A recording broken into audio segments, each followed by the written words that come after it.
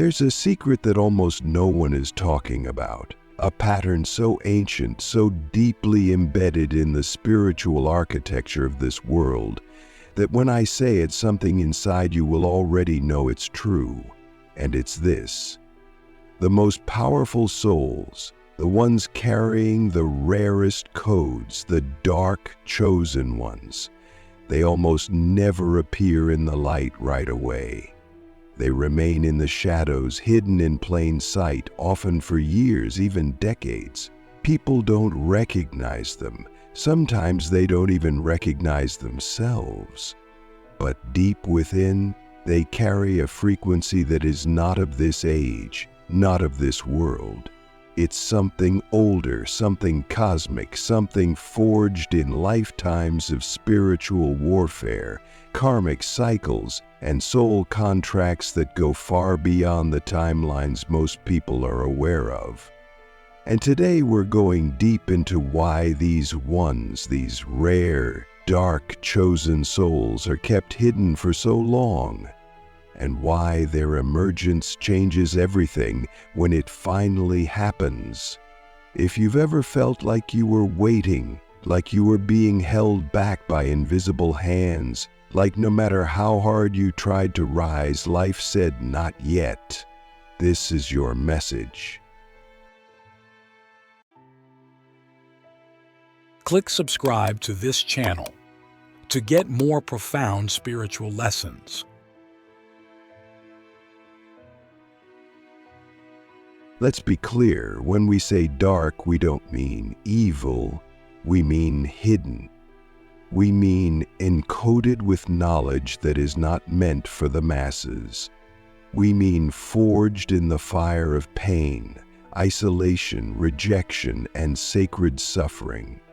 These are the ones who don't fit the mold. They're not born to follow trends or chase platforms. They come to restructure reality, but in order to do that, they must first survive the crucible of obscurity, and that crucible is not a punishment.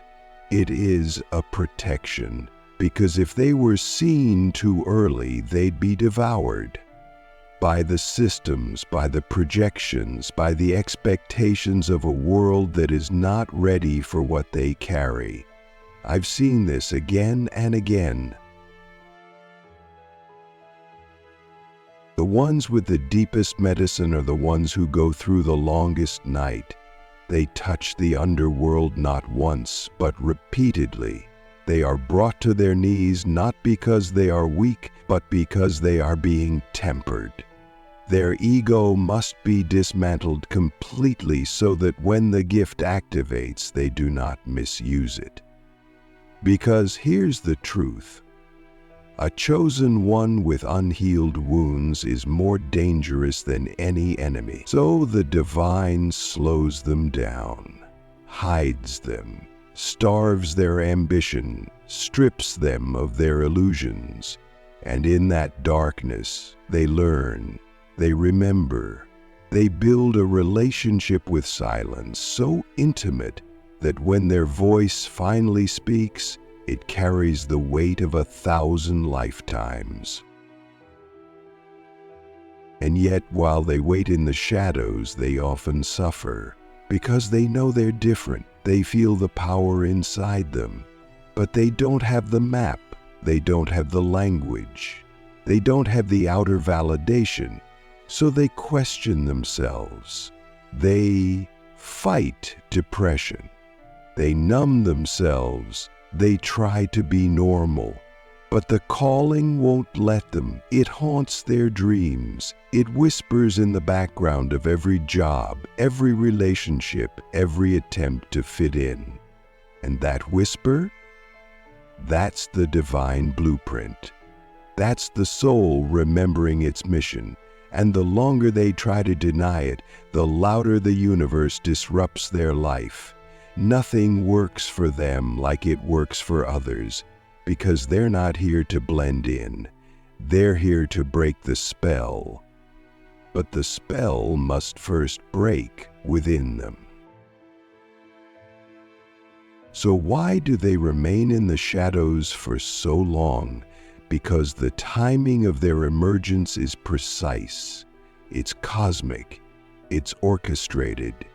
These souls are not just operating on human timelines. They are connected to sacred cycles, energetic grids, ancestral lineages, and dimensional gateways that must align before they can rise.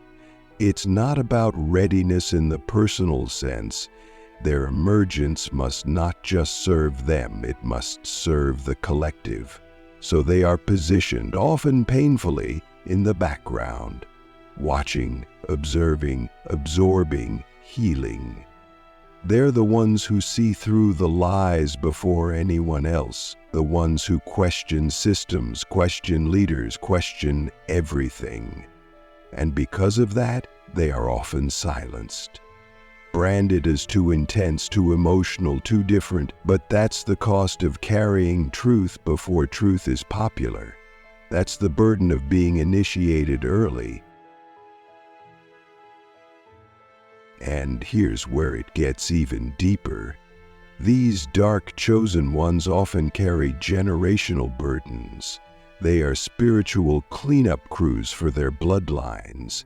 They arrive carrying the unhealed trauma, the unsaid prayers, the incomplete cycles of those who came before. That's why their childhoods are often brutal. That's why they feel like outsiders in their own families. Because they're not just living their own life, they are transmuting the weight of many, and that transmutation takes time. It takes solitude. It takes failure after failure until the ego dies and the soul steps forward. And when it does, when the soul awakens fully, it doesn't just change them. It changes the frequency of the entire field around them. That's why the world resists their emergence, because their light exposes everything false. Their presence disrupts the matrix, and the matrix doesn't like to be disrupted. But here's the twist. The longer they remain hidden, the more potent they become.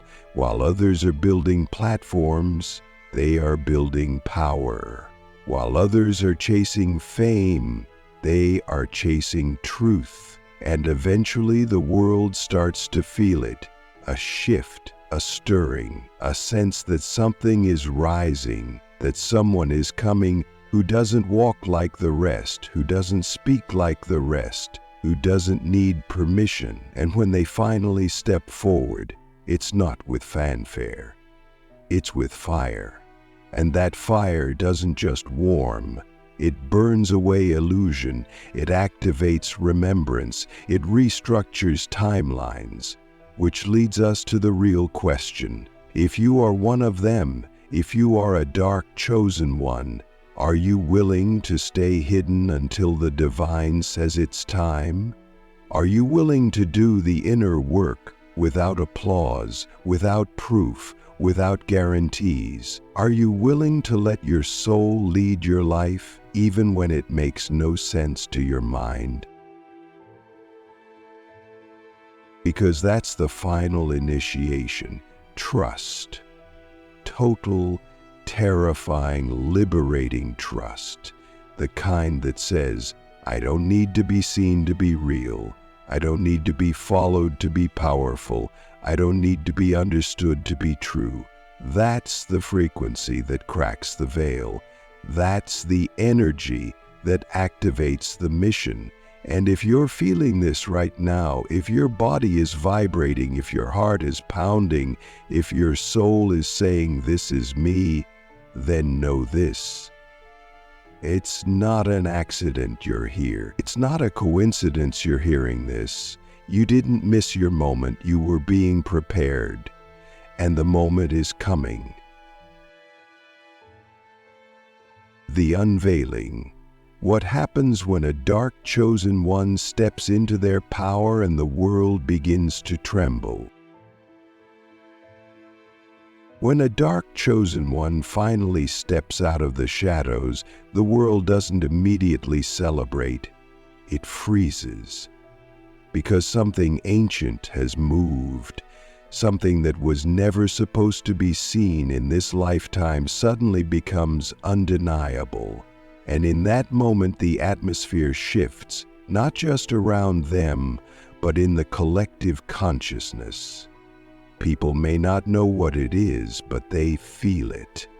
It's the echo of authority that doesn't come from titles, degrees, or followers. It comes from lifetimes of silence, of suffering, of sacred resilience. When a dark chosen one emerges, they don't ask for attention. They command it without trying. Their presence becomes an energetic mirror that reflects everything false, everything shallow, everything performative. Rooms become uncomfortable. Systems begin to glitch. People either feel deeply drawn to them or irrationally triggered by them. Because when you've lived in the shadows for years, when you've been forged in the unseen fires of spiritual refinement, you don't return with soft words and polite energy. You return with codes. You return with clarity. You return with a voice that sounds like prophecy and a gaze that sees straight through the masks people wear. And the world, for all its noise, is starving for that level of realness, even if it doesn't know how to receive it. But this is where the Chosen One's second test begins. Because now that you are seen, now that your frequency cannot be ignored, how do you hold it? How do you stay rooted in your truth when the world wants to label you, monetize you, distort you, or even worship you? This is the moment where the real spiritual maturity is tested. Because stepping into power is not about applause, it's about alignment. It's about remembering that the gift was never given to elevate the self, it was given to serve. To awaken, to disrupt, to liberate others from their sleep, and that mission is sacred. It cannot be bought, it cannot be rushed, it cannot be diluted to make others comfortable. So what happens when you step into that power? Everything you once feared begins to lose its grip. You stop playing small, you stop negotiating with your intuition. You stop waiting for others to validate what your soul already knows. Your energy becomes sharper, cleaner, more surgical. You speak less but say more. You act less but shift more. People start to seek you, not for answers but for presence. Because your very being becomes a transmission. But with that presence comes responsibility. Because now, people will project their wounds onto you. They'll either place you on a pedestal or try to pull you down. And your job is to stay centered through it all, to remember that you are not here to be liked, you are here to be light. And sometimes, light blinds before it heals. Sometimes truth hurts before it frees. And sometimes the very people you came to help will oppose you the most. But you remain. You don't flinch. You don't dim. You don't shrink. Because you've already lived through the dark. You've already faced the void. You've already died 1,000 ego deaths. And now, you're unshakable. Because your power is not performative. It's earned, it's embodied, it is you. But don't mistake this for some final destination. The journey doesn't end here, it deepens. Because now you're not just surviving, you're creating. You're building the new world. You're anchoring new frequencies into old structures. You're challenging what's broken not with anger, but with higher design. And that's what terrifies the old paradigm. Not your voice, not your look, but your vision, your ability to see beyond the illusion, to feel what's coming before it arrives, to walk into a room and sense the energy beneath the words, to smile in silence and still say more than 1,000 voices. That's why you were hidden. That's why the divine kept you underground for so long, because what you carry is not decoration, it's activation, and activation cannot be rushed. It must be precise, it must be protected, and now that it's here, the world doesn't know what to do with it. But that's okay, because you do. You've known all along, you just needed time to remember, and now that you have, the mission begins in full force. Not out loud, not in chaos, but in clarity. Every word, every step, every silence becomes sacred, and you start attracting the others. The hidden ones, the misfits, the quiet warriors who have also been waiting, and together, without needing to explain yourselves, you begin to rebuild reality. Not with force, but with frequency.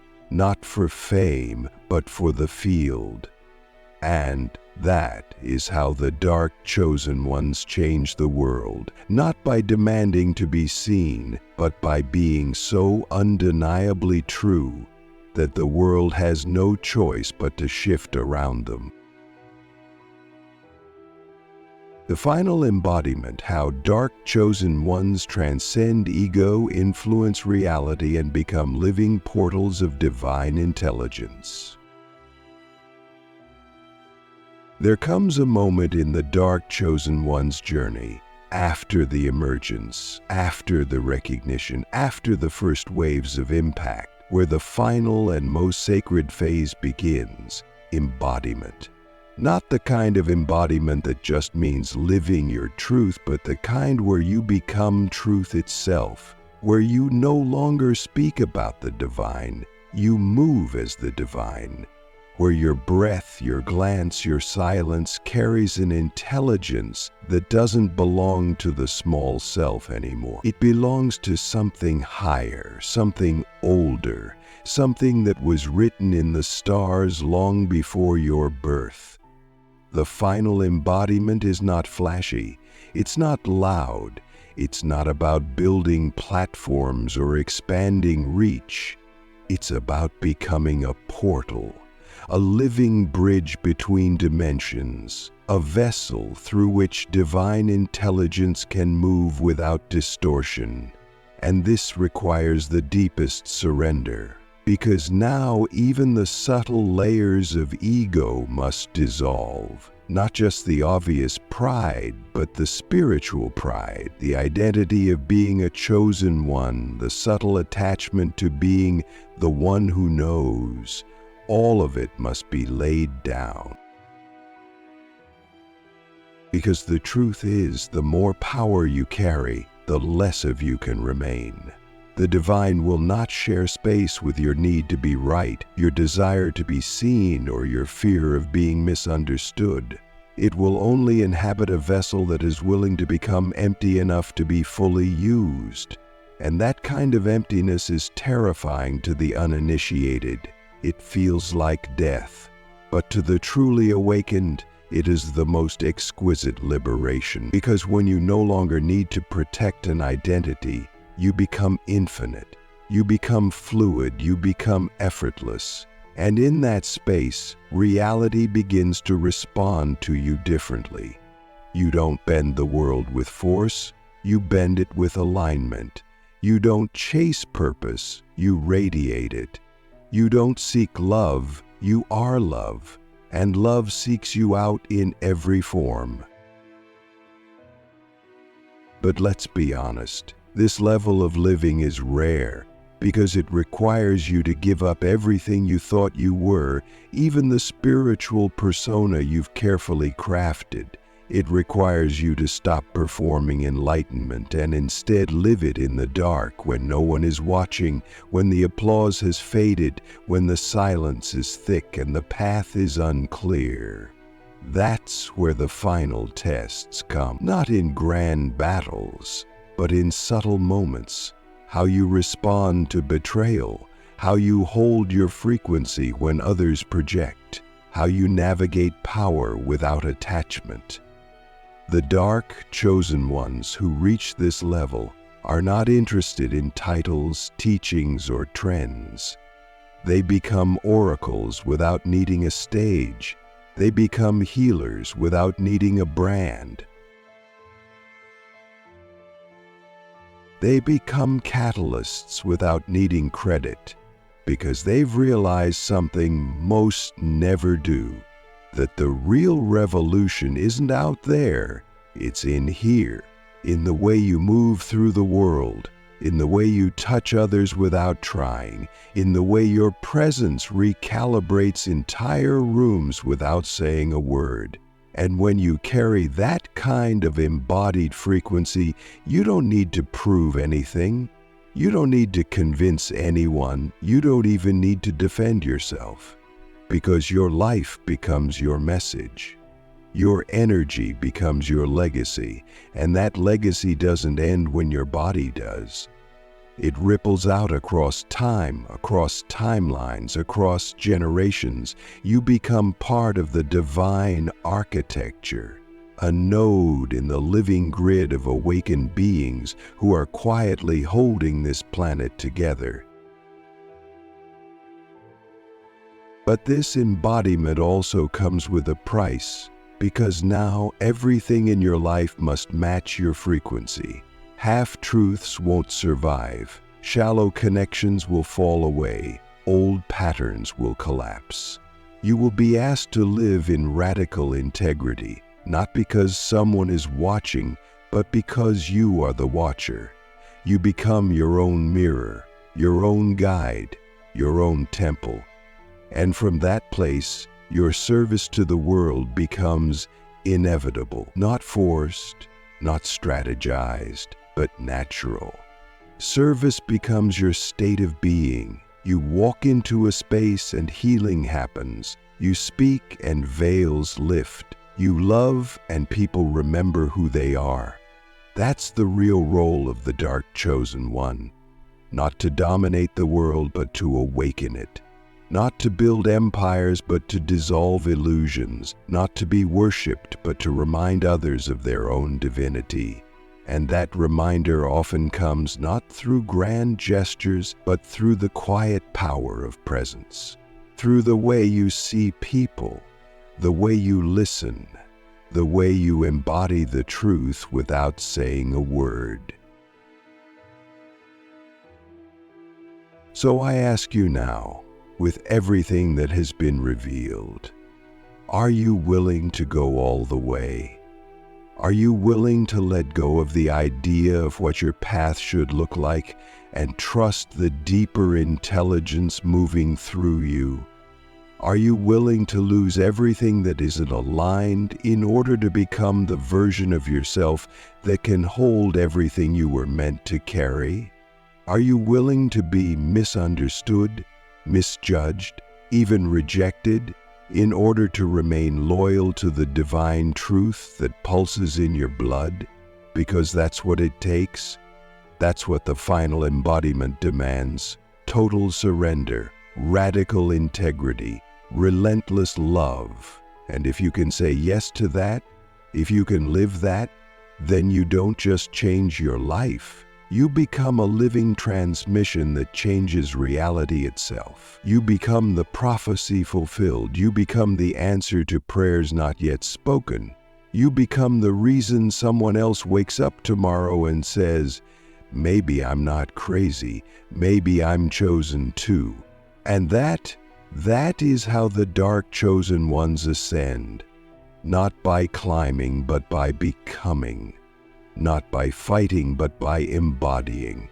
Not by escaping the world, but by transforming it from the inside out.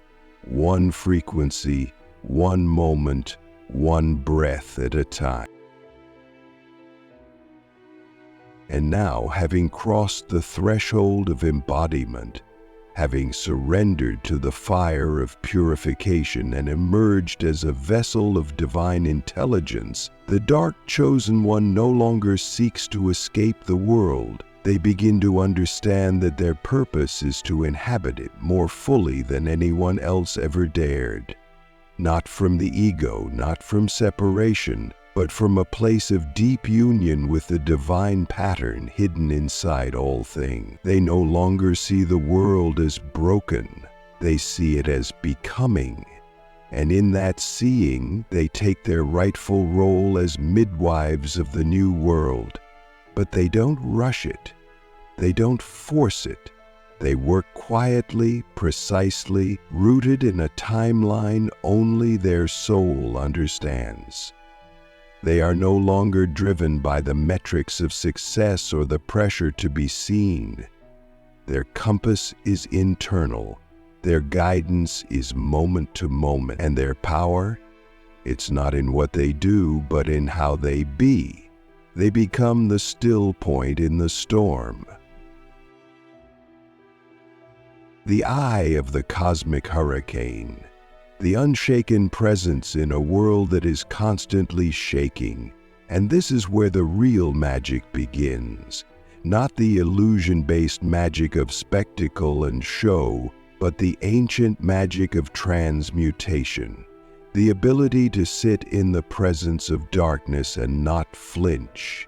To walk into systems and shift them without a single word. To love in a way that rewires the nervous system of another soul just by existing beside them. This is the level of frequency that can no longer be corrupted because it no longer depends on external energy to sustain itself. It is self-sourced. It is connected to the grid of divine will.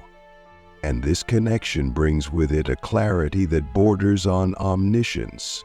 You don't know everything, but you know what you need to know, when you need to know it, for the purpose that is highest in that moment. That is real power. That is divine intelligence moving through human form. And yet, despite all of this, the dark chosen one remains humble because they remember the pain. They remember the nights of silence. They remember the emptiness, the doubt, the years of hiding, the spiritual deaths that stripped them bare. And because of that, they carry compassion. Not the soft compassion of pity, but the fierce compassion of one who has walked through fire and returned with water. They don't just want to lead, they want to liberate. They don't just want to teach, they want to activate. They don't just want to speak, they want to awaken memory in those who have forgotten why they came. And this is why they are so dangerous to the systems that feed on ignorance, because they don't operate within the rules, they don't follow the scripts, they don't respond to manipulation. They move based on resonance. They act when the signal comes, and when the signal comes, they move with a swiftness that defies logic and a precision that terrifies those who are still operating from ego. Their moves are not chaotic, they are coded. Every decision is a transmission, every appearance is an alignment, every withdrawal is a recalibration. They are not here to play the game. They are here to rewrite it from the inside out. And that rewriting doesn't come with noise, it comes with presence, with energy, with frequency. And the deeper truth is, most people won't even know what happened until years later. They will look back and say, something changed when that person came through. I didn't understand it at the time, but now I see they shifted something in me I didn't know could be moved. And so the dark chosen one continues, not seeking the spotlight but becoming the light itself, not looking for followers but igniting leaders, not selling truth but living it so fully that those around them cannot help but remember their own. This is the quiet revolution, the sacred rebellion, the return of the ones who never fit in because they weren't meant to. They weren't born to conform, they were sent to restructure the human experience, and not through force, but through frequency, through the way they walk into a room and recalibrate the atmosphere, through the way they love without agenda, through the way they hold space that makes people feel safe to be seen as they truly are. And yes, it's lonely. Yes, it's intense. Yes, it requires a level of self-awareness and spiritual rigor that most will never understand. But it is also the most sacred, most meaningful, most cosmically aligned path a soul can walk. Because it is not about personal evolution, it is about planetary service. It is about becoming the type of soul who can be trusted to carry the codes of new creation without corrupting them with ego, fear, or agenda. So I ask you now, in the deepest place of your being, are you ready to live as this, not just to believe it, not just to speak it, but to embody it? Even when it costs you comfort, even when it isolates you, even when it demands everything you thought you were? Are you ready to become the kind of presence that changes lives without even trying? The kind of force that doesn't need permission to exist? The kind of soul that remembers so deeply who they are that they become the mirror through which others remember too? Because if you are, then your time in the shadows was never a delay. It was a divine design, a sacred incubation, a holy preparation for the moment where you no longer just speak about awakening, you become it. You become the walking transmission, the living key, the embodied portal between realms. And the world, whether it knows it or not, has been waiting for you. Not the smaller version, not the almost ready version, but this version. The one who no longer seeks permission to exist, the one who walks, speaks, breathes, and loves as the divine, the one who no longer hides, the one who remembers. And through that remembering, becomes unstoppable. And so, as you step into this final phase of your journey, where the shadows no longer bind you but frame you like sacred architecture, the air around you begins to shift.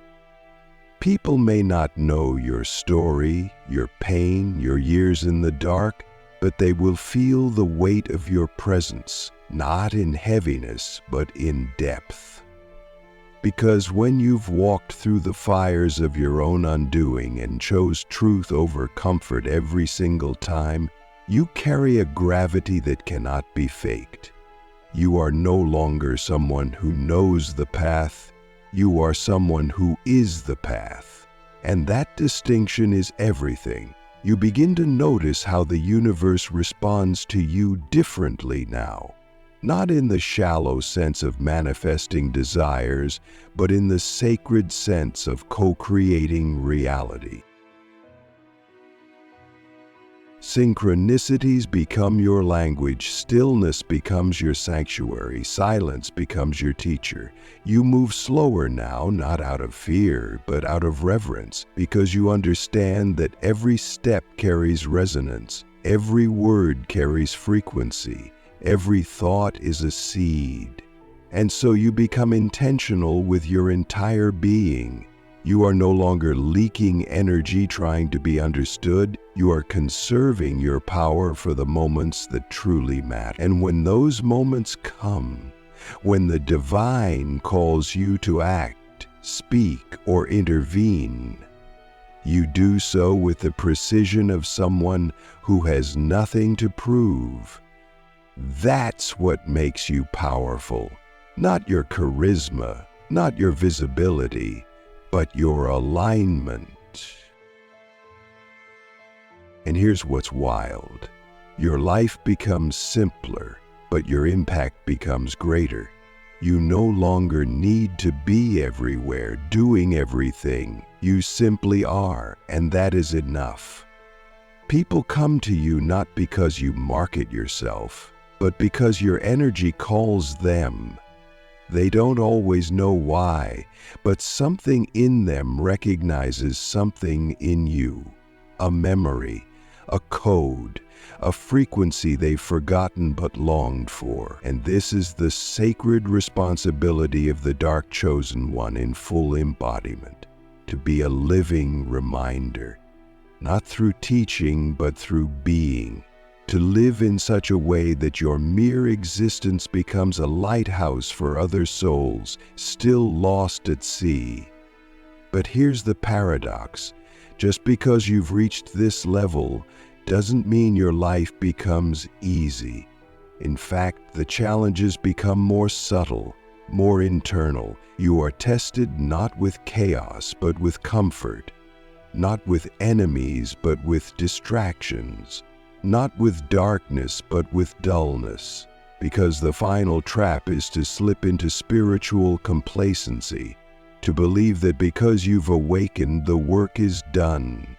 But the truth is, awakening is not a destination, it's a discipline, a way of being that must be chosen every day, in every moment. And this is where you begin to understand the real meaning of service. Not the kind you perform for recognition, but the kind that flows from you effortlessly, simply because you are who you are. You begin to live for something far greater than yourself. Every interaction becomes an opportunity to transmit a higher frequency. Every challenge becomes a mirror showing you where even more refinement is possible. And every act of love, no matter how small, becomes a sacred offering to the divine. You no longer separate the spiritual from the mundane. Washing the dishes becomes a meditation. Listening deeply becomes a miracle.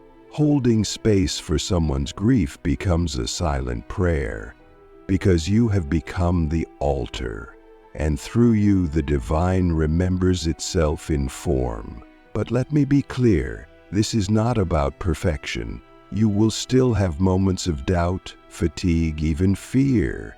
But those moments won't define you anymore. You will move through them with grace, because you are anchored in something deeper than emotion, truth. And that truth is unshakable. It's the knowing that you are not alone, not abandoned, not broken. You are chosen. Not in a way that makes you better than others, but in a way that makes you responsible for more, for holding the line, for remembering the light when others forget, for choosing love even when it hurts. And if you're still listening, still reading, still feeling this in your bones, it's because this message is for you, not as inspiration, but as activation. You didn't come here to play small. You didn't come here to wait for permission. You didn't come here to mimic others. You came here to become the original frequency you were sent to carry. And yes, it took time. Yes, it took pain. Yes, it took years in the shadows. But now you understand why. You weren't being punished, you were being forged. And everything you lost, everything that broke you, everything that stripped you down to nothing, It was all part of the design. Because what remains now is pure, what remains now is real, and what remains now is ready. So, walk forward now, not with arrogance but with authority, not with certainty but with surrender, not with a plan but with presence. You are no longer the seeker, you are the signal. You are no longer looking for the light, you are the light. And from this moment forward, your life is not just your own. It is a sacred offering, a divine echo, a living prayer. And the world, whether it knows it or not, has been waiting for you to take your place, not above, not below, but within. Within the grid, within the mission, within the great remembering. So go, shine, serve, be. And let every step you take remind this world of what it forgot, that the divine walks among us, not as thunder or fire, but as you, quiet, clear, unshakable, true. Welcome home.